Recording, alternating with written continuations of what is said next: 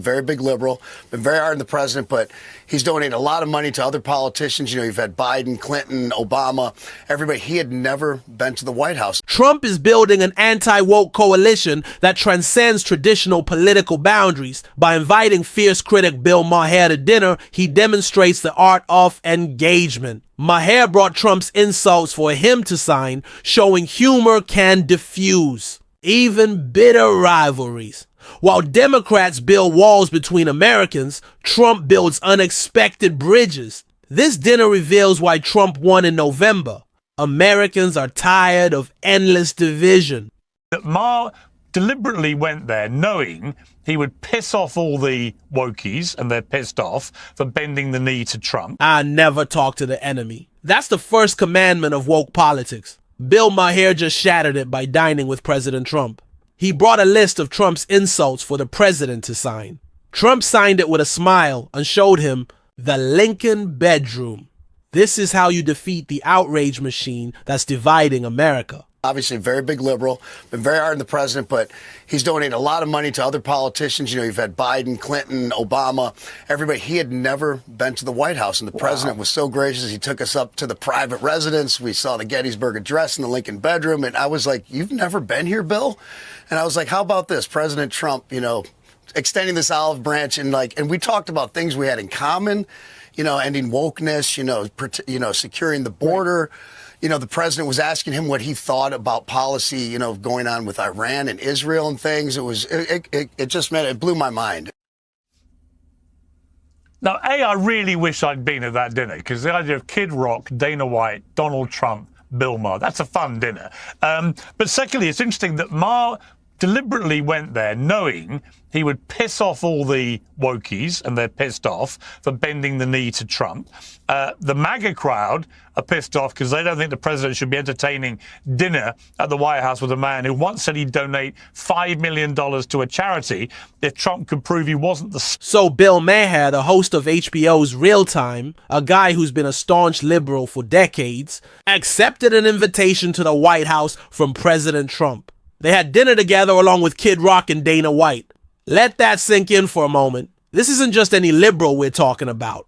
This is a man who once compared Trump to an orangutan, a man who repeatedly mocked Trump supporters, a man who suffered from one of the worst cases of Trump derangement syndrome I've seen in media. Yet there he was, breaking bread with the president, in the Lincoln bedroom, looking at the Gettysburg Address and discussing policy on Iran, Israel, and border security. What's remarkable here isn't just that the meeting happened, it's the reaction it triggered. The woke left is absolutely losing their minds. Why? Because they can't stand the idea of dialogue. They can't tolerate the concept that maybe, just maybe, we can talk to people with different viewpoints. Of his mother having sex with an orangutan. So on all sides, Bill Maher was copying it, as he knew he would, but he still went. And the thing that really struck me, Megan, was he'd been a big donor to, I think, to Biden, to Obama, to the Clintons and others. He'd never been to the White House before. It took Donald Trump to invite him there, and despite the fact that every week on his show, Bill Maher hammers him. What did you think of it? Yeah. I mean, as you and I both know, Trump is quick to make up with the people he's irritated with, as long as you show him good humor and good grace. You know, as long as you don't hold a grudge, he doesn't hold a grudge. Yeah. I mean, I think we can both speak to that personally. And I think the same is true with Bill Maher. Trump is better at it than anyone. So the question was really, is Bill Maher any good at it? You know, will Bill Maher be able to go in there and be nice to Trump? And I'd love to hear more about Bill's own experience. He says he'll speak to it on his show this Friday. But that's my one problem with Bill. Well, actually, I can tell you, he's like you and I he's are. actually doing it. Yeah, well, he's doing it, I think, he's not on this Friday. He's on the Friday after, and by coincidence, I'm doing that show. So I'm going to hear it. Oh, good. Sitting next to him. It should be, and I'm really interested. I look forward to watching both of those. I think it was a good thing to do. But here's the problem with Bill. So he's been with us on the anti-wokeness front. He's been fighting those wars just as long as we have. He's against that nonsense on gender, on the DEI stuff. But with respect to Bill, he has TDS. and it's been rather severe, Trump derangement syndrome. And it's been the one thing that he just cannot see clearly through. And this isn't long ago. You know, he came on my show just before the election, a few months before the election. And as soon as I, made clear I was supporting Trump, like, he couldn't even really look at me. He seemed irritated. And I like Bill, but he really can't stand Donald Trump. Let's be honest about what's happening here. The woke left is imploding before our eyes. They've built their entire identity around hating Trump and anyone associated with him. It's not about policy for them. It's about belonging to the right tribe. So when one of their own, especially someone as influential as Bill Maher, decides to have a civil conversation with the enemy, their entire worldview starts to crumble. It challenges the foundation of their political religion. Maher has been drifting away from the woke cult for years now. He's criticized cancel culture, gender ideology, and the extremism that's taken over the Democratic Party. But this, dinner with Trump, this is different. This is a line in the sand. The left's reaction tells you everything you need to know about where we are as a country. They're not interested in healing divisions. They profit from them. They're not interested in finding common ground. They want compliance. Crazy and fun and just loose as Kid Rock to say, come on, why don't you just meet with him for Bill to let the veil down a little and maybe take a fresh look at this guy who's been so demonized by probably everybody Bill knows socially. Yeah, I mean, it's interesting because he'll have Ann Coulter on his show all the time, Bill. He's not like he's against, talking or interviewing with or even dining with conservatives, but he has had an issue with Trump. That's why I'll be riveted to know what actually happened over dinner. Well, I heard the one piece of news I heard was that Bill showed up with a piece of paper that had all the terrible things that Trump had said about Bill Maher on it, and he showed it to Trump, and Trump signed it. I love that. Now, some people are questioning whether Maher is just being an opportunist. Is he genuinely having a change of heart, or is he just chasing ratings? I've thought about this a lot, and here's my take. Bill Maher is a comedian and social commentator who's been in the game for decades. He's watched the Democratic Party slide further and further into insanity, and he's been increasingly vocal about it. Remember when liberals stood for free speech? Maher does. Remember when the left could take a joke? Maher does. What we're witnessing isn't Maher suddenly becoming conservative. It's Maher staying consistent while his party leaves him behind. He's still the same guy who supports legalized marijuana, criticizes religion, and holds many traditionally liberal positions. But he's also someone who recognizes when his side has gone too far. And that's precisely what's happened with today's left. They've gone so far off the deep end that reasonable liberals like Maher can no longer defend them. When your political movement starts to resemble a cult more than a party, you got a problem. We need to talk about the strategic brilliance of President Trump here. While the Democrats have been busy building walls between Americans, Trump has been building bridges. Think about it. Trump has brought together figures as diverse as Elon Musk, RFK Jr., and now Bill Maher. Trump understands something fundamental about American politics that the Democrats have forgotten. Most Americans just want to live their lives in peace. They're tired of the constant division. They're exhausted by the endless culture wars. They want leaders who will focus on issues that actually matter. The economy, border security, national defense. By inviting Maher to the White House, Trump once again demonstrates his willingness to engage with critics. Can you imagine Biden doing the same? Would Kamala Harris ever invite a prominent conservative critic to the White House for a civil discussion? Of course not. They're too busy labeling half the country as threats to democracy. This is why Trump won in November. It wasn't just about policy. It was about approach. Americans are hungry for a leader who doesn't treat political opponents like enemies of the state. Let's talk about Cory Booker for a moment, because I don't know what you thought, but watching Cory Booker speak for a whole day, 24 hours, let's have a clip of some of it. Would the senator yield for a question? Chuck Schumer, it's the only time in my life I can tell you no. I just want to tell you a question. Do you know you have just broken the record? Do you know how proud this caucus is of you? Do you know how proud America is of you?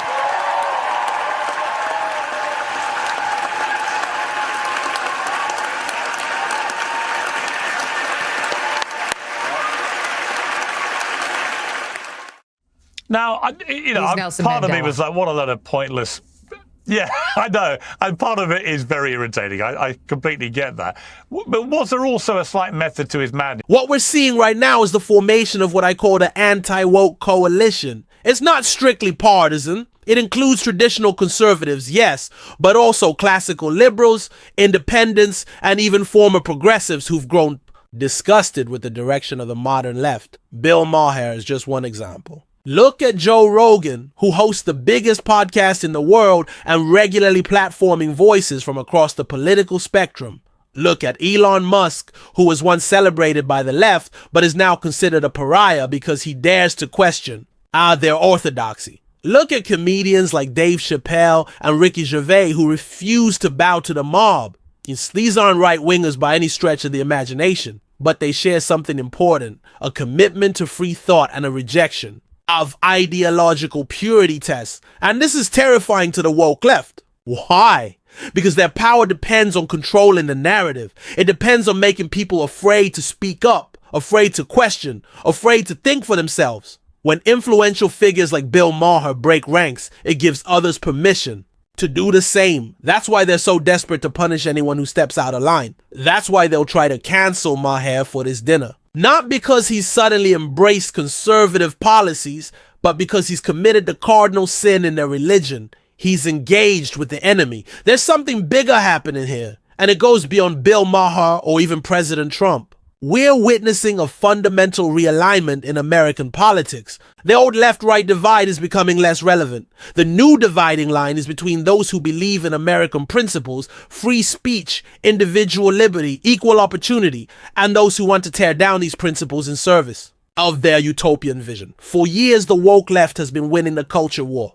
They've captured our institutions, the media, academia, Hollywood, even corporate America. They've used their power to silence dissent and enforce conformity. But the tide is turning. Americans are waking up to the dangers of wokeism. They're seeing how it divides us, how it reduces people to their immutable characteristics, how it rejects dialogue in favor of demonization. The dinner between Trump and Maher is a symbol of this turning tide. It represents a willingness to reach across the divide, to find common ground, to recognize our shared humanity, even amid our disagreements. So what does this mean for us? How should we respond to this moment? First, we should celebrate it. We should applaud Bill Maher for having the courage to do what many on his side refuse to do, engage with the other side. We should commend President Trump for extending the invitation, for showing the kind of leadership that seeks to unite rather than divide. Second, we should follow their example. In our own lives, we should be willing to have conversations with people who see the world differently. We should listen more than we speak. We should seek to understand before we seek to be understood. And finally, we should recognize that the fight against wokeism isn't just a political battle. It's a cultural one. It's about what kind of society we want to live in. Do we want a society where people are afraid to speak their minds, where conformity is valued over individuality, where we judge people by their group identity rather than their character? Or do we want a society that embraces robust debate, that values free thought, that recognizes our common humanity across political divides? I know which society I choose, and if the reaction to the Trump-Maher dinner is any indication, more and more Americans are choosing it too. The woke left is losing. They know it, and that's why they're panicking, but their panic is just confirmation that we're on the right track. So let's keep pushing, let's keep speaking truth, and let's keep building bridges across the political divide, because at the end of the day, we're all Americans. And no matter how much the woke mob tries to divide us, that common bond is stronger than any political disagreement. That's it for today, everyone. If you enjoyed this episode, make sure to like, subscribe, and share with your friends. Leave a comment below letting me know what you think about Bill Maher's meeting with Trump. Was it a genuine change of heart or just political opportunism? I want to hear your thoughts. And remember, we'll be back next week with another episode of the Black Coffee Podcast, bringing you the conversations that matter. Until then, stay strong, stay free, and never apologize for speaking the truth.